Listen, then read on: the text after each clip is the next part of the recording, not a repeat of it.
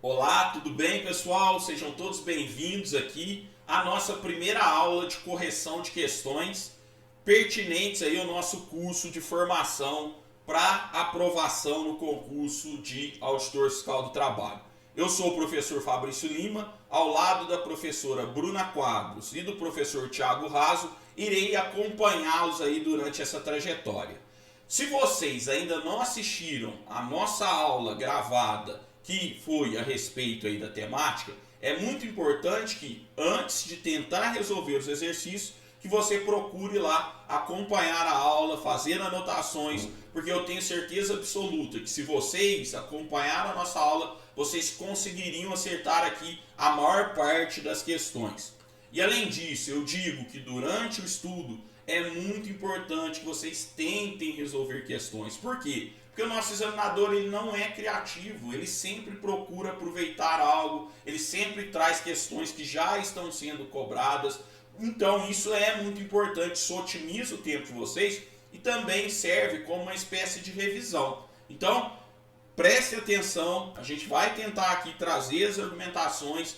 A maior parte nós já vimos aí durante a nossa aula, mas a gente vai aqui utilizar esses encontros como uma certa revisão. Eu vou compartilhar a tela aqui para vocês, só um pouquinho, dos nossos exercícios.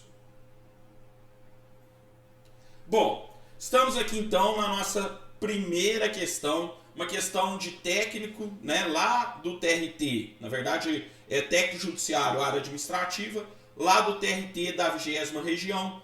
O ano é de 2016, a redação, né, continua sendo válida, mesmo após a reforma trabalhista, não teve nenhum problema com relação a isso. Vamos lá, sempre importante, gente, resolver prova, caneta na mão. Caneta na mão para quê? Para você registrar uma possível pegadinha, para você anotar uma palavra-chave, para você, né, sempre já ir otimizando o seu trabalho. Porque é complicado quando você, né, erra uma questão que você sabia porque você caiu numa pegadinha. Então, caneta na mão para a gente resolver as questões aí. Vamos lá então. Plutão, empregado da construtora Piramidal Olímpica S.A., foi convocado e prestou o serviço militar compulsório. Aqui a gente já tem uma informação importante, que é a prestação de serviço militar compulsório. Lembrando que as questões aqui são relativas a alterações contratuais, suspensões e interrupções contratuais. Serviço militar obrigatório, então, é uma hipótese aí do que, gente? Vocês lembram? Suspensão ou interrupção contratual? Suspensão, S, sem serviço, sem salário. Interrupção, sem serviço, com salário. E a gente viu lá na nossa aula. Serviço militar obrigatório é hipótese de suspensão. Por quê? Porque não há o pagamento de salários. Existe até uma outra obrigação lá que a gente vai ver aqui, tem questão aqui. Mas eu não quero dar spoiler, deixa pra lá. Vamos lá então. Nesse caso, sobre a suspensão do período aquisitivo de férias durante o período correspondente à prestação de serviços, do serviço militar obrigatório, é correto afirmar. Então, e as férias? Como é que ficam? Vamos ler as assertivas. Haverá suspensão desde que ele retorne ao emprego nos 90 dias seguintes à cessação do serviço militar obrigatório. Ele tem que retornar em até 90 dias para existir a suspensão? Vamos ver. Alternativa B. Haverá suspensão desde que ele compareça ao estabelecimento no prazo de 60 dias, contado da data em que verificar a baixa. A distinção entre a assertiva A e a assertiva B: prazo é de 90 ou prazo é de 60? Não sei, vou deixar elas aqui reservadas. Vamos ver as outras.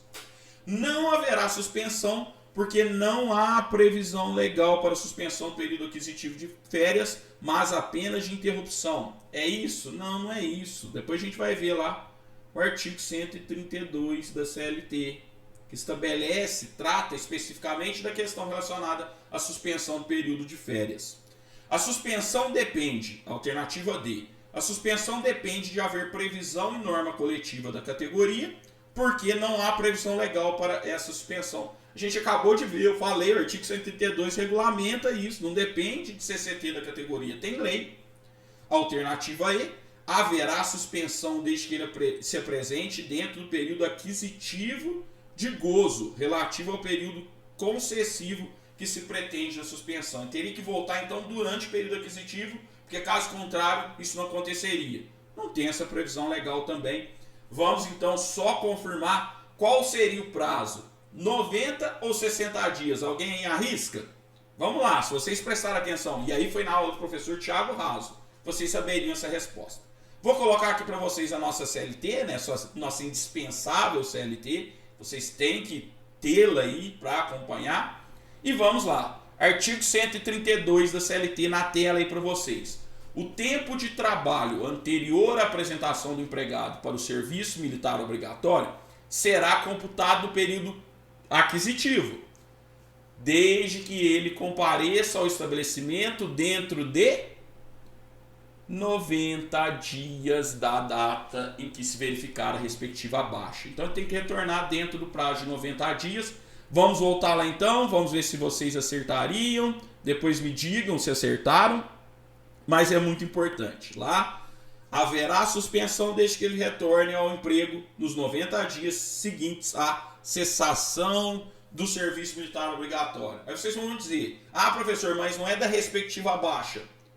A baixa é a cessação do serviço militar obrigatório, né? Não caiam aí, não procurem pelo em ovo. Não procurem pelo em ovo, por favor. Né? Porque a gente às vezes tem um mal, a gente estuda tanto que a gente fica desconfiado de tudo. Mas aqui seriam expressões sinônimas. Tranquilinho? Podemos seguir? Vamos lá então, vamos para a segunda questão. Agora é uma questão estilo CESP. Já destaco para vocês que hoje, na data que eu gravo essa aula, a gente ainda não sabe qual será a banca. Então é importante que a gente tente aí, né, treinar diferentes estilos de prova. E aí aqui a gente tem uma questão de certo ou errado, estilo CESP. Vamos lá. 2008, CESP. Acerca da suspensão, interrupção e rescisão do contrato de trabalho, julgue o item a seguir. Serviço militar mais uma vez. Olha aí, gente, como que a questão, né, ela é reiterada. O serviço militar obrigatório é causa de interrupção do contrato de trabalho? Resolvendo a primeira questão, eu já discuti com vocês. Suspensão sem trabalho, sem salário. Interrupção sem trabalho, com salário. No serviço militar obrigatório, o trabalhador recebe o salário durante o período? Não recebe. Então não é hipótese de interrupção, é hipótese de suspensão, pessoal. Suspensão. Então essa assertiva está errada. Professor, qual é o fundamento legal disso? Anotem aí, depois confiram. Artigo 472 da CLT. Vai cair. Tem novas questões aqui ainda sobre essa temática. Tem muito. Vamos lá então para mais uma questão estilo CESP. Conforme jurisprudência dominante do TST, a Constituição e a legislação pertinente, ou seja, já tem um direcionamento. Jurisprudência do TST, texto constitucional e legislação.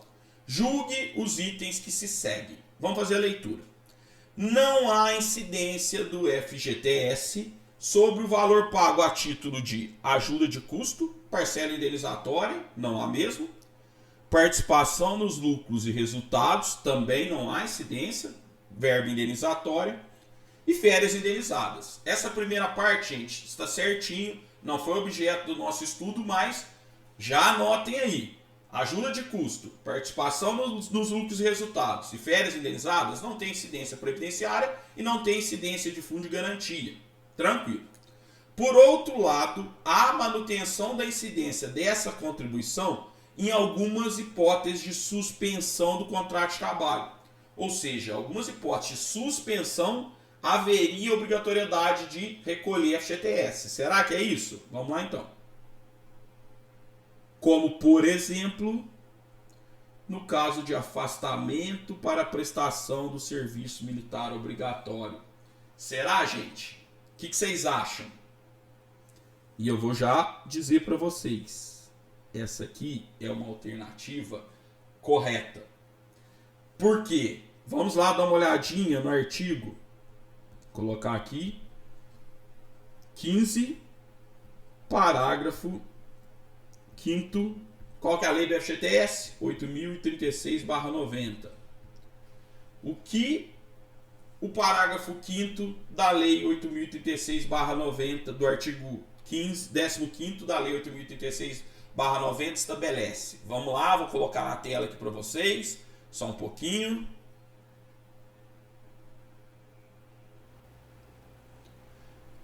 Estamos lá, vamos achar que o artigo 15º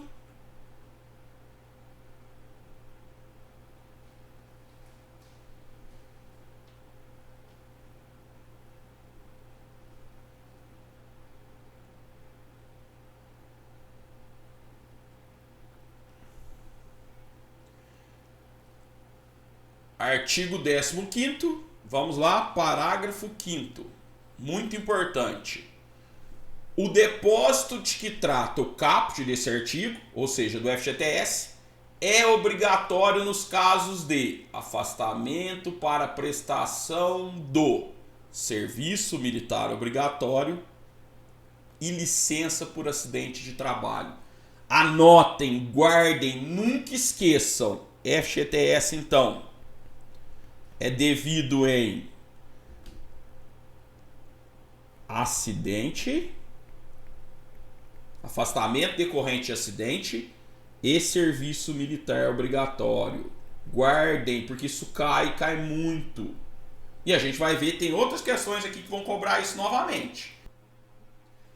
Vamos aqui para mais uma questão, agora uma questão de 2022. Isso aqui é muito importante. Sempre, pessoal, sempre analisem o ano da questão que vocês estão respondendo. Por quê? Se ela for anterior a alguma alteração legislativa, no nosso caso o direito do trabalho, principalmente anterior à reforma trabalhista, anterior à lei da liberdade econômica, pode ser que ela esteja desatualizada. E aí vocês vão pensar, professor Fabrício ensinou errado. Não, não ensinamos errado. Você que às vezes está analisando, né, uma questão que está desatualizada. Essa aqui é uma questão atual, uma temática atual que foi alterada pela reforma trabalhista, vocês verão. Vamos lá então.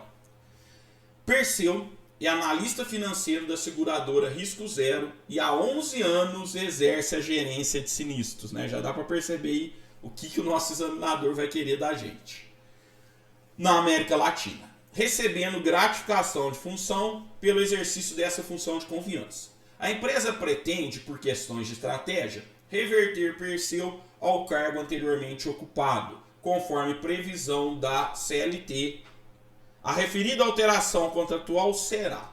Vamos aqui fazer uma breve introdução, até antes da nossa resposta, já relembrando o que nós estudamos lá na nossa aula teórica. Pode reverter, gente? Nós já vimos que sim, que está dentro do jus variandi do empregador. Inclusive está lá na CLT, né, no artigo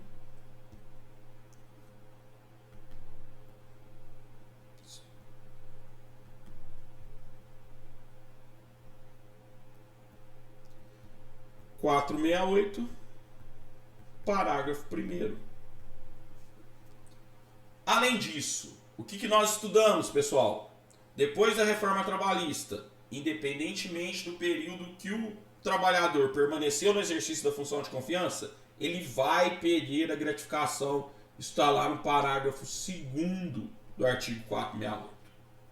Antes da reforma, se ele tivesse exercido essa função por mais de 10 anos, o empregador até poderia revertê-lo, né, ao cargo anterior, mas não poderia tirar a gratificação.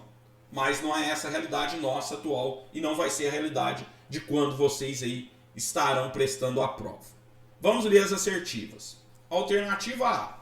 Legal, independentemente da concordância de Perseu, por estar dentro do jus variandi do empregador. Até aí perfeito. Todavia, todavia aqui, ó.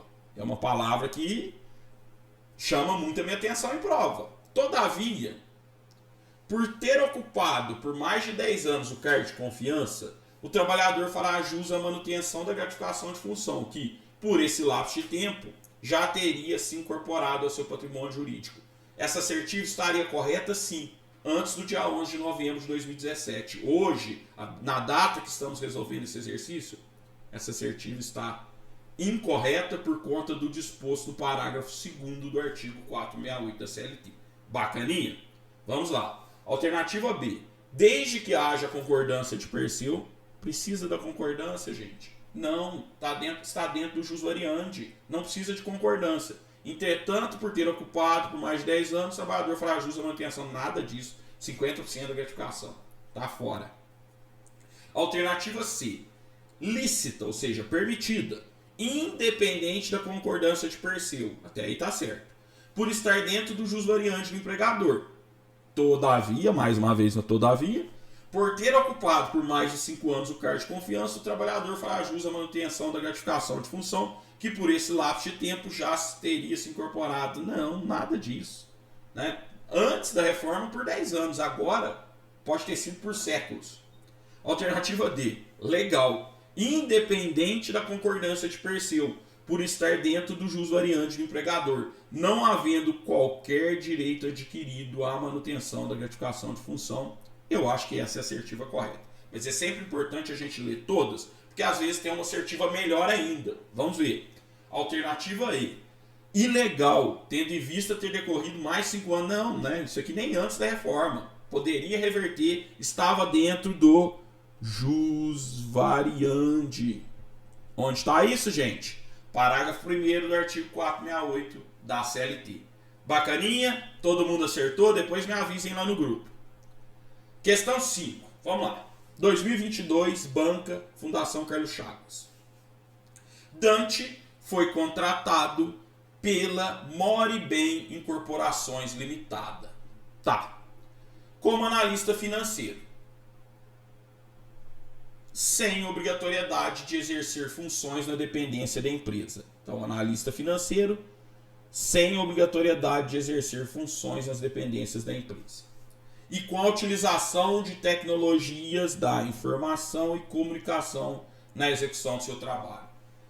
Na nossa aula a gente viu, né, para que o teletrabalho seja caracterizado, o trabalho deve ser exercido, pode ser exercido em parte do tempo fora das dependências da empresa, e a gente viu que o teletrabalho é caracterizado justamente pelo uso de tecnologias da informação e comunicação. Porque mesmo que seja trabalho externo, se não houver o uso de tecnologias da informação e comunicação, isso pode ser home office, isso pode ser trabalho remoto, mas não é teletrabalho. Tranquilo? Mas aí vamos seguindo. Considerando as condições de trabalho pactuadas pelas partes. Então vamos ver o que a gente tem aqui a respeito, quais são as assertivas que nós temos a respeito da questão. Alternativa A. Pode haver alteração do regime de teletrabalho para o trabalho presencial por determinação da empregadora, até aí sim a gente viu isso, garantindo prazo de transição de no mínimo quanto tempo? 30 dias com o correspondente registro em aditivo contratual. Retomando o que nós vimos lá na nossa aula. Teletrabalho pode ser pactuado e deve ser pactuado, na verdade, entre acordo entre empregado e empregador, constando de aditivo contratual se for no curso de contrato de trabalho, dependendo da concordância de ambos. Sair do presencial para ir para o remoto. No inverso, sair do remoto para vir para o presencial. Não depende de concordância do empregado e o prazo não é de 30 dias. O prazo não é de 30 dias. O nosso prazo é qual, gente? Vocês lembram? Nosso prazo é de 15 dias, né? 15 dias. E isso está lá, eu vou colocar aqui na tela para vocês, no parágrafo 2º do artigo 75C. Deixa eu colocar na tela. Artigo 75C, parágrafo 2º. Poderá ser realizada a alteração do regime de teletrabalho para o presencial por determinação do empregador, a gente já viu então, garantindo prazo de trânsito mínimo de quanto tempo, gente? 15 dias, com a correspondente registro em aditivo contratual. Então vamos voltar aqui para o nosso exercício. essa assertiva aqui está errada, por conta do dispositivo, do disposto lá no parágrafo 2º do artigo 75C da CLT. Bacaninha, né? Vamos lá. Na nossa aula a gente já tratou dessa temática, né? Espero que ninguém tenha errado aí. Alternativa B. A empregadora deverá instruir Dante de maneira expressa e ostensiva quanto às precauções a tomar a fim de evitar doenças e acidentes de trabalho, devendo Dante assinar termo de responsabilidade assumindo o compromisso de seguir as instruções fornecidas pela empregadora. Gente, tá certo isso? Vou trazer aqui para vocês a CLT para ficar mais fácil. Vamos lá no nosso artigo 75E, que já está aqui na tela. O empregador deverá instruir os empregados de maneira expressa e ostensiva quanto às precauções a fim de evitar doenças e acidentes de trabalho. Gente, para a prova de auditor fiscal, isso aqui é tudo, né? As questões aí, né, que vocês estão estudando ou vão estudar com a professora Bruna, tem muito a ver com isso. Parágrafo único. O empregado deverá assinar termo de responsabilidade comprometendo-se a seguir as instruções fornecidas pelo empregador. Então, vamos lá voltar na nossa assertiva. A empregadora deverá instruir Dante de maneira expressa e ostensiva quanto às precauções a tomar a fim de evitar doenças e acidentes de trabalho, devendo Dante assinar termo de responsabilidade assumido o compromisso de seguir as instruções fornecidas pela empregadora, ou seja, essa assertiva está correta. Vamos ver as demais, só para aqui, né? São temáticas que também podem cair, como eu disse para vocês lá na nossa aula. Teletrabalho é o que mais tem caído, é a temática que mais tem caído em OAB, em concurso, em todas as provas, né? Porque é uma novidade, o pessoal gosta de novidade, teve uma alteração, então o pessoal gosta disso. Vamos lá então, alternativa C. Dante deve suportar os custos pela aquisição e manutenção do fornecimento dos equipamentos tecnológicos e da infraestrutura necessária e adequada à prestação do trabalho remoto. O empregado que deve suportar os custos, é assim que a CLT estabelece? Não, não é isso. Depois vocês deem uma lida lá no artigo, não é a temática da nossa aula, mas depois vocês leiam. Artigo 75D. E o que o artigo 75D estabelece? Que as partes vão pactuar como serão as responsabilidades. Isso já caiu na OAB, foi muito discutido, porque aí teve uma previsão de que o empregador poderia atribuir essa obrigação para o empregado, que isso violaria o princípio da alteridade, que o empregador estaria transferindo os riscos da atividade econômica para o trabalhador, mas vamos deixar essa discussão de lado? Guardem que pelo texto da lei, as partes poderiam convencionar quem iria custear com essas despesas, e não que é o empregado ou que é a empresa. Tranquilo? Vamos então ver a outra assertiva, alternativa D. A empresa deve reembolsar todas as despesas arcadas por Dante para adequada prestação de serviço, também não, né? Artigo 75D, que a gente já viu, que isso vai ser objeto de pactuação. Alternativa E, a empregadora não pode convocar Dante para reuniões ou outras atividades presenciais sob pena de ser descaracterizado o regime de teletrabalho. Não é isso, né? A gente teve uma alteração na CLT pela Lei 14.442 de 2022 e ficou previsto a possibilidade de o empregado comparecer na empresa e que isso não desnaturaria o teletrabalho. Então guardem isso, essa assertiva também está errada. Então a alternativa correta é a alternativa B. Bacana? Vamos aqui para a questão 6. Fundação Carlos Chagas, 2022. Em relação às situações de alteração, suspensão e interrupção que podem afetar os contratos individuais de trabalho, conforme previsão, olha que questão ampla, doutrinária, legal e simulada pelo TST, assinale as alternativas. Gente, as provas da Fundação Carlos Chagas, né, no meu entendimento, são provas que cobram muita jurisprudência.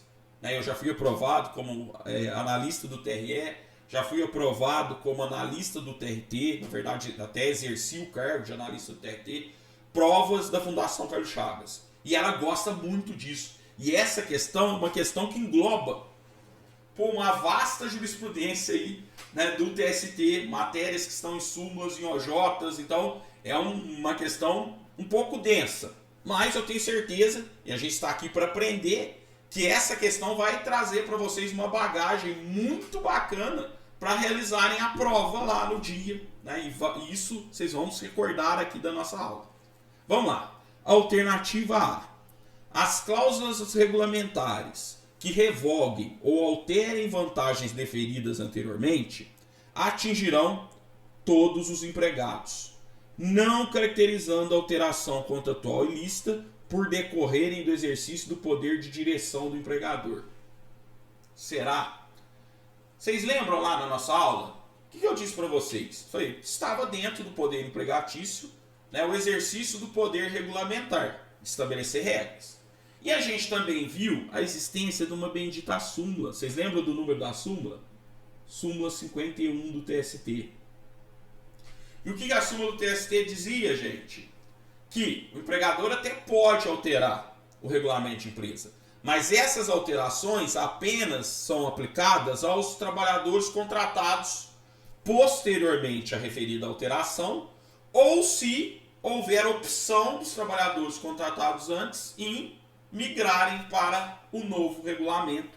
Está lá na súmula 51, então logo essa assertiva, gente, está errada. A gente viu isso na nossa aula. Vocês não me deixam mentir. Alternativa B.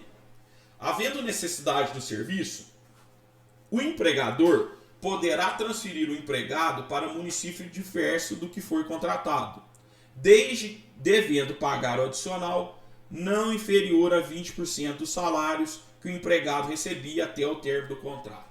Primeira coisa que já me vem aí na frente, clareza solar, como dizem, esse adicional. O adicional de transferência, gente, qual que é o percentual? Parágrafo 3º do artigo 469. É de 25% e não de 20%. Então está errado esse adicional, mas não isso. Não só em razão da necessidade de serviço. Esse é um requisito que deve existir.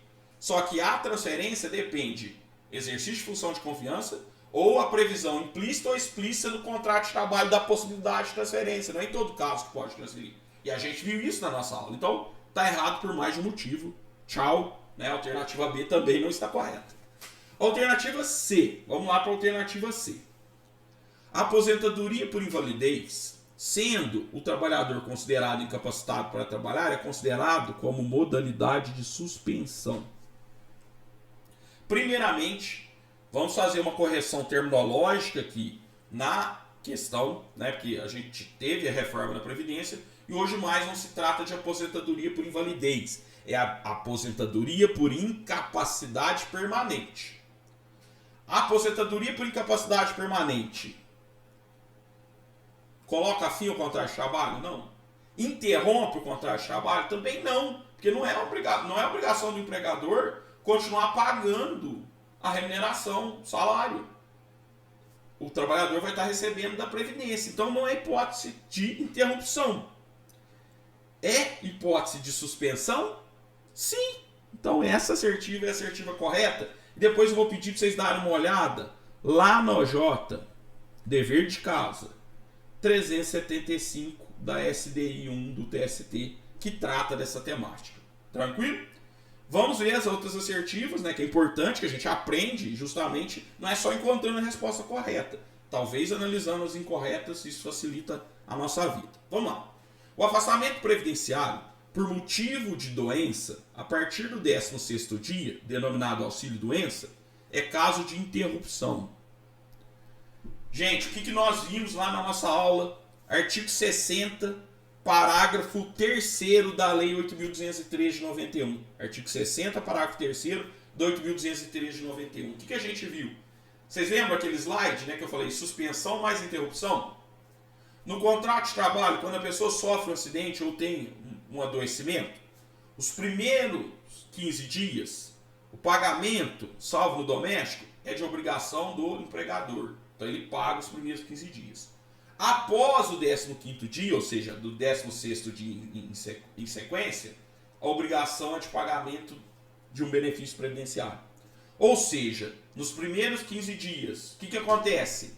Sem trabalho, mas com salário. Isso é hipótese de interrupção contratual. Então, pela assertiva, quando passa a receber da Previdência sem trabalho, sem salário, é hipótese de interrupção? Não, é hipótese de suspensão. Os primeiros 15 dias que são hipótese de interrupção. Bacana? Isso pode cair. Alternativa E. O afastamento do empregado por um dia a cada 12 meses de trabalho, em caso de doação voluntária de sangue devidamente comprovada, é suspensão. Doar sangue é suspensão? Não recebe salário e não tem trabalho? Não. É hipótese de interrupção. E a gente sabe, eu falei para vocês precisam decorarem. Aí não tem jeito. Não tem jeito. O artigo 473 da CLT, que trata das hipóteses de interrupção. Né? Algumas hipóteses. Então, não deixem de ler, né? Coloque um quadro, porque isso cai.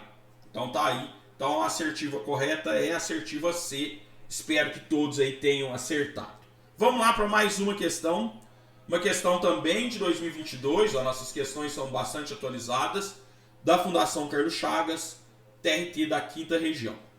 Em virtude do término da pandemia da Covid-19, que justificou a prestação de serviços de mercúrio em regime de teletrabalho, a gente já viu o teletrabalho na resolução de hoje. Sua empregadora pretende que o mesmo retorne para o trabalho presencial na sede da empresa. Então, não quer mais teletrabalho, quer que volte para a empresa.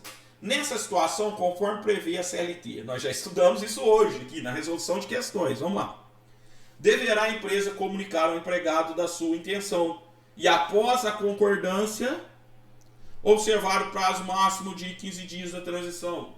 Gente, nós já vimos, não precisa de concordância. Concordância é para ir do presencial para o teletrabalho. Para o inverso, é direito potestativo do empregador, desde que ele respeite o prazo de 15 dias. E onde está isso? Artigo 75C, parágrafo 2º da CLT. Vamos lá ver. Caberá à empresa comunicar ao empregado sua intenção após a concordância, também não prazo de 30 dias. Não. Alternativa C.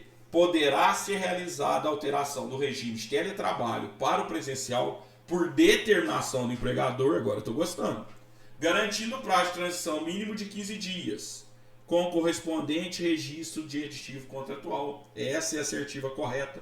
Mas vamos ver as outras, né? Para a gente verificar que às vezes tem uma melhor ou menos pior. Né? Portugal tem, né? Mais melhor, menos pior. Mas em resolução de questões também tem isso, viu?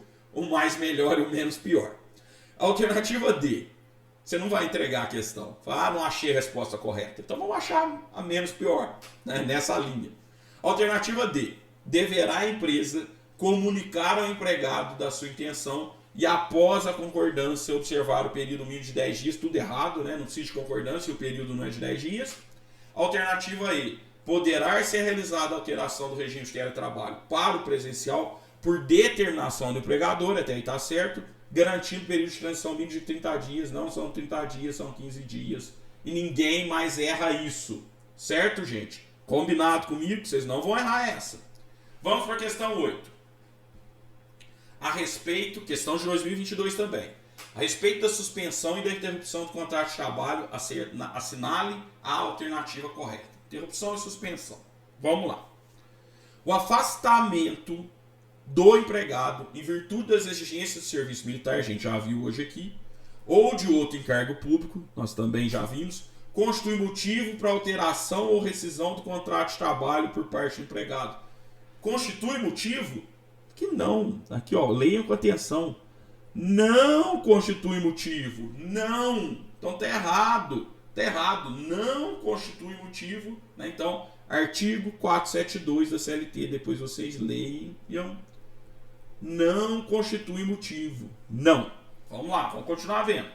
Alternativa B. Nos contratos por prazo determinado, o tempo de afastamento em virtude das exigências de algum encargo público, necessariamente, uma palavra que chama muita atenção, necessariamente será computado na contagem do prazo para a respectiva terminação. É isso, gente? Não. Não é necessariamente, é se assim acordarem as partes. Se tiver acordo. Acordo. E onde está isso? Artigo 472 da CLT, a linha B. Se assim acordarem as partes, a gente viu isso na nossa aula. Vocês não podem errar, não. Vamos lá. Alternativa C. Durante o período de suspensão contratual, para a participação em curso ou programa de qualificação profissional, o empregado fará jus aos benefícios voluntariamente concedidos pelo empregador. Esse aqui é o famoso lei, que a gente já viu, off. Né? Muitos falou sobre layoff na pandemia. E o que a CLT estabelece sobre isso? Artigo 476A, parágrafo 4º. Qual é a previsão?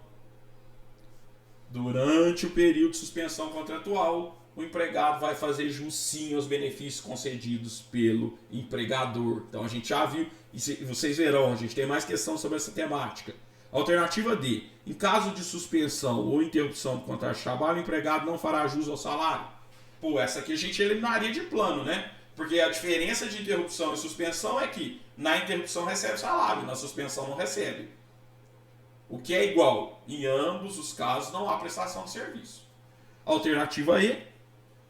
O gozo de férias remuneradas constitui hipótese de suspensão. O próprio nome diz remunerada. Remunerada é o quê? Interrupção, gente. Por favor, se alguém errou essa aí, precisa rever a nossa aula, precisa rever a aula do professor Tiago sobre férias. Tá bom? Vamos lá então para mais uma. Questão 9 de 2018, Fundação Carlos Chagas. Acerca da suspensão e da interrupção do contrato de trabalho. De acordo com a legislação vigente e entendimento sumulado do TST. Ó, sumulado do TST. Vamos lá. Alternativa A. O empregado poderá deixar de comparecer ao serviço sem prejuízo do salário por um dia por ano para acompanhar o filho até 5 anos em consulta médica ou exames complementares. Eu já falei para vocês, gente, tem que decorar o artigo 473. Ou se você não quiser decorar, fala, ó, essa questão eu vou errar, porque não tem o que ser feito. E é decoreba. Lamento, né? O examinador cobrar uma situação assim. Mas tem a cobrança. E aí a gente precisa saber, né? Como dizem nossos colegas, né? Bruna e Thiago, o examinador é do mal em alguns aspectos. E aqui ele foi bem mal. Porque, primeiro, não são. A idade não é de 5 anos, é até 6 anos. A idade é até 6 anos. Isso está lá no inciso 11, né? Do artigo 473 da CLT. Então, tchau, tá errada essa questão. Essa assertiva. Alternativa B. Para proteção do emprego, o contrato de trabalho poderá ser suspenso por um período improrrogável de 2 a 5 meses para a participação do empregado em curso ou programa de qualificação profissional oferecido pelo empregador, desde que haja concordância formal do empregado, independente de previsão em acordo ou convenção coletiva. Mais uma vez, o nosso bendito layoff aqui, ó. O layoff, sim, precisa de concordância do empregado, isso aí tá certo. Só que a gente tem a previsão expressa lá no artigo 476A, que a gente já viu na nossa aula, 476A, de que precisa de convenção ou acordo coletivo. Então não é independente, é com previsão, mediante previsão. Então essa assertiva está errada. Vamos lá para a alternativa C. O afastamento do empregado em virtude das exigências do serviço militar, mais uma vez serviço militar, ou de outro encargo público, constituirá motivo para alteração ou rescisão do contrato de trabalho por parte do empregador, não se configurando hipótese de suspensão ou interrupção do contrato de trabalho. Gente, vocês viram, o examinador, ele não é criativo. Mais uma vez, caindo, a gente já falou que não constituirá motivo, não. E a gente já viu também que é hipótese de suspensão do contrato de trabalho. Nós já vimos, isso está lá no artigo 472. 472 da CLT. Desculpe a letra, gente, o que importa é o conteúdo. Né? A minha letra é triste. Alternativa D. Durante o período de suspensão contratual, para participação de curso ou programa de qualificação profissional, o empregado não fará jus, gente, a gente já viu, fará jus, artigo 472 também da CLT, artigo 472, fará jus, já caiu, a gente já viu, nosso examinador não é criativo. Alternativa E. Assegura-se o direito à manutenção de plano de saúde ou de assistência médica oferecido pela empresa ao empregado, não obstante suspenso o contrato de trabalho em virtude de auxílio, doença, acidentário ou de aposentadoria por invalidez. A gente já viu, né? Agora aposentadoria por incapacidade permanente. Será, gente? Aí aqui a gente vai ter que dar uma olhadinha numa súmula. Súmula 440 do TST. O que a súmula 440 do TST estabelece pra gente? Vamos ver aqui. Né? Vamos colocar na tela aí. Só um pouquinho. Vou achar ela aqui. 440.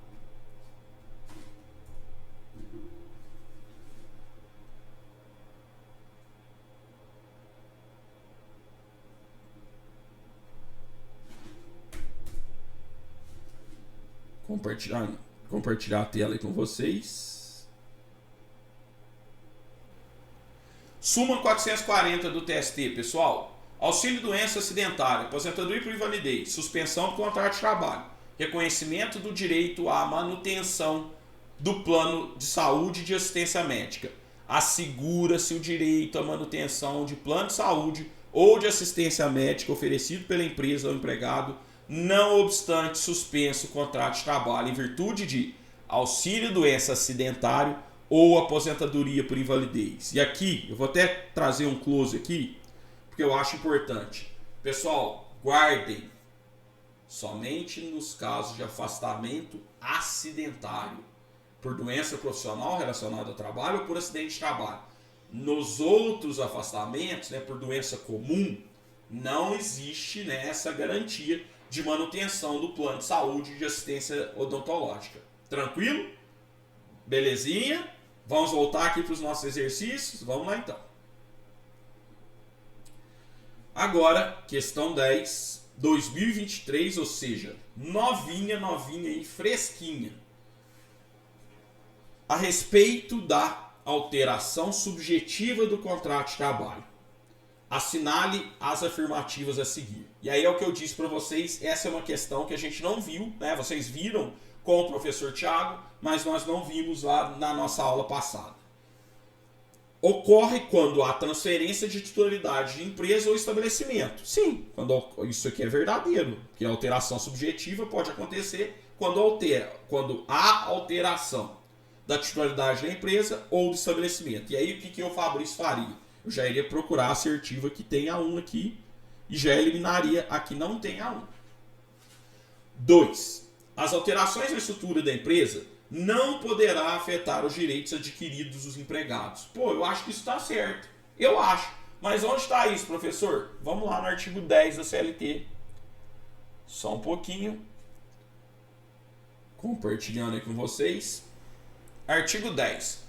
Qualquer alteração na estrutura da empresa não afetará os direitos adquiridos por seus empregados. Então, risco da atividade econômica do empregador. Alterou a empresa, o empregado não tem nada a ver com isso. Ou seja, não vai afetar, não pode afetar. Vamos voltar aqui para o exercício. Agora vamos ver aqui, então, a assertiva 2. As alterações na estrutura jurídica da empresa poderão afetar os direitos adquiridos dos empregados. Poderão, gente? O que a gente acabou de ver lá no artigo 10? Não poderão. Então, cuidado com pegadinha, né? Porque às vezes se ele é rápido, entende que não poderão, mas não está escrito não aí. Então, essa assertiva está errada. Estando errada, vamos então já eliminar tudo que tem a assertiva 2 aí. Né? Então, a gente já diminuiu 50% aí para acertar essa questão. Vamos ver as outras. A mudança na propriedade ou na estrutura jurídica da empresa não afetará o contrato de trabalho dos respectivos empregados. Vamos dar uma olhadinha lá no artigo 448 da CLT, gente. Deixa eu colocar aqui para vocês o artigo 448 na tela para facilitar a vida de vocês. Vamos lá? A mudança na propriedade ou na estrutura jurídica da empresa não afetará os contratos de trabalho dos respectivos empregados. Então vamos voltar lá no nosso exercício.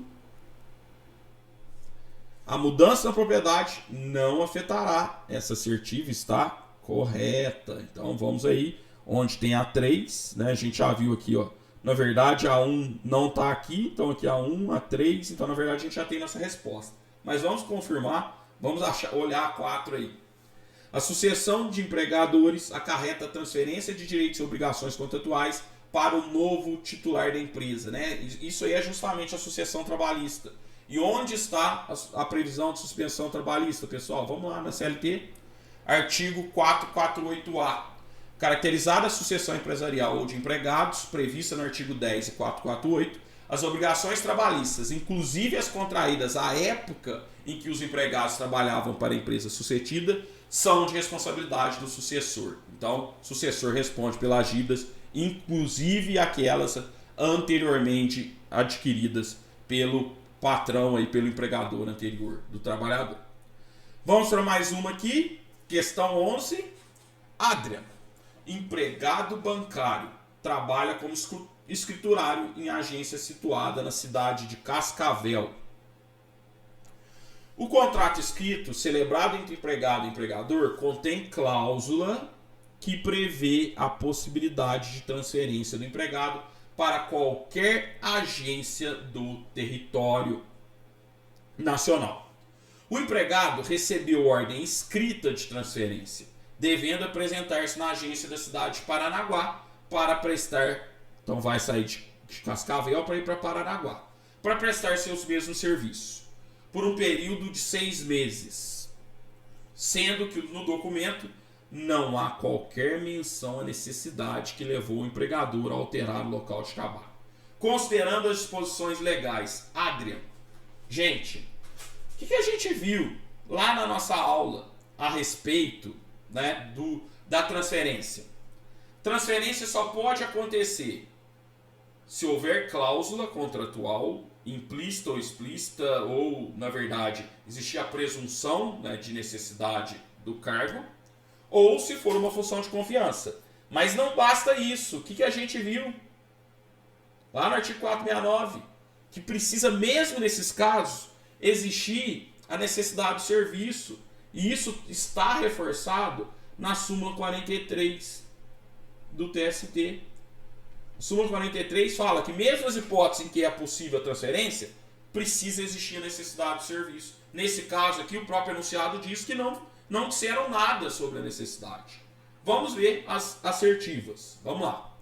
Não está obrigado a aceitar a transferência, pois, sendo a mesma provisória, a ordem de transferência deveria indicar o valor do adicional de transferência que o empregado pretende pagar. Não deve indicar. Está na lei, 25%.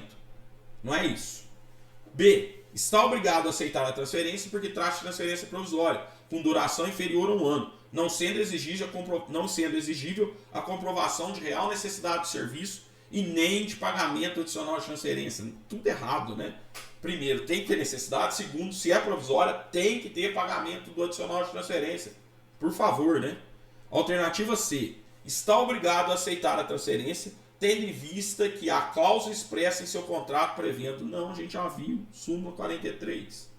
Alternativa D. Está obrigado a aceitar a transferência porque a mesma se dará entre cidades no mesmo estado. Não. Né? O que acontece é quando não é transferência. Né? Quando ele está dentro da mesma cidade, aí sim. Né? Aí seria possível. Hipótese de remoção. Aí ele tem que aceitar. Agora, mudou de domicílio, precisa, primeiro, ter a necessidade do serviço. Segundo, ou um exercício de cargo de gestão, ou um contrato que tenha a condição implícita ou explícita de transferência. Vamos ver o que nos restou. Alternativa E. Não está obrigado a aceitar a transferência porque, mesmo havendo cláusula expressa em seu contrato de trabalho, prevendo a sua possibilidade, é necessário que essa decorra da real necessidade do serviço súmula 43 do TST. Espero que todos tenham acertado, ninguém vai errar isso aí na hora da prova. Questão 12, 2021. Considerando os expressos termos da CLT, os empregados cujos contratos tenham transferência como condição explícita podem ser transferidos para localidade diversa daquela que resultar no contrato. Tá, até aí tá certo. Mas aí vamos ver as condições. Quando a referida transferência decorre de real necessidade de serviço. Gente, nosso examinador ele não é criativo. Eu já disse para vocês, isso cai muito. Já é assertiva A, mas vamos ver as outras. Desde que perceba o salário superior ao dobro, nada disso, né? Não existe essa previsão. Isso aqui queriam nos confundir lá com o suposto trabalhador hipersuficiente, né? Que alguns doutrinadores assim denominam. Independentemente de qualquer circunstância, pois se trata de jus variante. Não, a gente já viu 469. Fala para o examinador, vai ler o artigo 469, vai assistir a aula do professor Fabrício. Alternativa D, desde que haja autorização expressa em convenção coletiva ou acordo coletivo. Não, também, não é essa a previsão legal. Independentemente de qualquer circunstância, tendo em vista a previsão no contrato. Não, a gente já viu que tem que ter real necessidade de serviço, tem que ter o pagamento, se for provisório, do adicional de transferência. Questão 13. Magistratura. Alguém aí já prestou magistratura? Pensa em prestar magistratura? Quentinha, né? Essa aqui tá até... E a gente discutiu na nossa aula. Quero ver se vocês vão acertar. Vamos lá. 2023. Firmino foi contratado em Curitiba para trabalhar no Banco Altos Valores S.A. Iniciou em 1/12/2016 como escriturário e foi gradativamente galgando postos de gerente de contas. Foi subindo. Gerente de posto de atendimento e gerente geral de agência, sempre sendo promovido. Que nos termos do contrato exigiam sucessivas transferências. Então ele poderia ser transferido desde que existisse necessidade de serviço.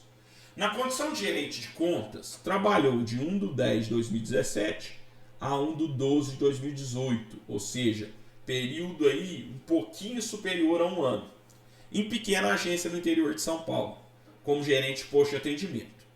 De 2/12/2018 a 2/12/2019, vamos marcar aqui um ano e pouco. De 1/12/2018 a 1/12/2019, idem, né? Um ano e um dia, em Florianópolis, Santa Catarina, e finalmente como gerente de agência no ápice da carreira, de 3/12 a 1/10/2022, né? Então, aí a gente tem até 2020, 2021, a gente tem 2 anos e 10 meses, mais ou menos, né?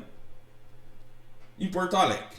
Quando foi despedido? Firmino ajuizou em Curitiba, onde atualmente reside, reclamação postulando pagamento adicional de transferência de 25%, bem como de ajuda de custo, esta com valores correspondentes às despesas de mudança para uma e para outra localidade, incluindo as passagens de avião. Banco aos Altos Valores contestou a ação, aduzindo que as transferências ocorridas estavam contratualmente previstas, tá? Não tem nenhum problema, e se não bastasse foram definitivas, inclusive pelo tempo de duração de cada uma, notadamente a última. Assim não ensejando pagamento de adicional e que a ajuda de custo pretendida carece de amparo legal, normalmente porque, com base no plano de cargos e salários da empresa, o bancário teve substancial aumento salarial em cada transferência ocorrida, o que restou comprovado nos autos. Gente, já digo aqui para vocês com antecipação. Primeiro, as despesas com a transferência sempre são devidas. Sempre são devidas. Isso está lá no artigo 470 da CLT. Independentemente da hipótese, tem que pagar. Ajuda de custo, despesas, tem que pagar. Não interessa se teve aumento, se não teve aumento. Agora resta a gente analisar se essas transferências foram provisórias ou não. E aí, a gente viu na nossa aula os critérios. A gente viu que o período contratual, o número de transferências deveriam ser analisados. E eu disse que a gente tinha como parâmetro 2 anos. Mas eu disse também que isso não era fechado, que poderia ser para mais ou para menos. E aí vamos analisar aqui as assertivas, se a gente consegue, encontrar uma resposta aí para essa questão. Com base na jurisprudência uniformizada da SDI 1 do TST, é correto afirmar que Firmino não faz uso adicional de transferência, por terem sido definitivas as ocorridas pelo tempo de duração de cada uma, e não tem direito à ajuda de custo postulada, compensada com aumentos salariais obtidos quando da aceitação das transferências. Nada disso, né? Primeiro, as duas primeiras com certeza foram provisórias, período curto. Segundo, a ajuda de custo ele vai ter direito sempre. Vamos lá para a alternativa B. Não fará jus adicional em nenhuma das transferências por terem sido definitivas as ocorridas, considerando o tempo de duração de cada uma, mas tem direito à ajuda de custo, porque os aumentos salariais obtidos, quando as transferências têm natureza jurídica, é distinta da ajuda de custo postulada. A parte final está certa, mas a parte inicial completamente errada. Alternativa C. Não faz jus apenas ao adicional da última transferência, em razão do longo tempo de sua duração, e tem direito à ajuda de custo postulada, porque os aumentos salariais obtidos quando das transferências têm natureza jurídica dessa parcela. Pois é. Aqui o filho chora e a mãe não vê. E agora? Vamos ver as outras. Faz jus ao adicional apenas quanto às duas primeiras transferências, pelos exíguos tempos de duração e a condição de necessárias e provisórias para efeito de progressão funcional. E não tem direito à ajuda de custo postulada porque os aumentos salariais obtidos quando as transferências foram compensatórios. Não. Alternativa E. Fará jus ao adicional referente às 3 transferências, não sendo o lapso temporal critério único para a avaliação da sucessividade e da provisoriedade das transferências, inclusive quando necessários para a progressão funcional, e tem direito à ajuda de custo postulada, que tem natureza jurídica distinta dos aumentos salariais obtidos quando das transferências. Gente, essa é a correta, e a gente viu que o lapso temporal não é o critério único. Espero que tenham acertado, mas essa aqui foi uma questão bastante difícil, o pessoal errou bastante lá no concurso. Agora nós vamos aqui para a questão 14, uma questão de 2022, relativamente simples, da Fundação Carlos Chagas. Eu tenho certeza, né, que quem assistiu nossa aula, quem agora já participou aí da correção de questões, acertaria aí essa questão. Vamos lá. Arquimedes foi transferido pelo seu empregador para a localidade diversa do contrato de trabalho. Então teve uma transferência para a realização de serviços específicos, o que provocou a mudança do seu domicílio, sendo que a previsão é para que esse trabalho dure aproximadamente 1 ano, ou seja, uma transferência provisória. Nesse período, Arquimedes, de acordo com a CLT, fará jus ao adicional de transferência no percentual equivalente a... Qual é o percentual, gente? Artigo 469 da CLT, parágrafo 3º. Vamos lá? Qual que é o percentual? 25%, né? A gente já viu, tranquilo, né? Para vocês verem como é importante a gente resolver questões. Elas se repetem, a gente já vai pegando aí, né? Quais são os temas mais cobrados. Então, vamos lá. 2023, uma questão bastante atual, a nossa última questão. Vamos julgar aqui com base, né, no artigo 468 da CLT, que trata da inalterabilidade contratual lesiva, né? O contrato não pode ser alterado para prejudicar o trabalhador. A gente viu lá, o contrato só pode ser alterado se existirem concomitantemente 2 requisitos: a anuência do trabalhador, e essa alteração não pode nem direta nem indiretamente causar-lhe prejuízos. A gente viu também que a reversão para o cargo anteriormente ocupado antes do exercício da função de confiança está dentro do jus variandi, e conforme o parágrafo 2º, independentemente do período que ele ficou, ele perde a gratificação de função, isso depois da reforma trabalhista. Vamos ver se a gente consegue responder aqui, tenho certeza absoluta que vocês acertariam. Com relação às disposições da CLT sobre a alteração do contrato de trabalho, analise as alternativas a seguir. Nos contratos individuais de trabalho só é lícita, ou seja, permitida, as alterações das respectivas condições por mútuo consentimento. Beleza. E ainda assim, desde que não resultem, direto ou indiretamente, prejuízo ao empregado sob pena de nulidade da cláusula infringente dessa garantia. Certinho, né, gente? Artigo 468 da CLT caput.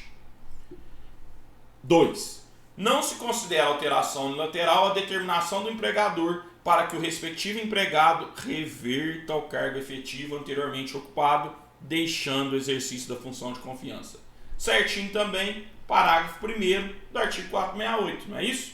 3.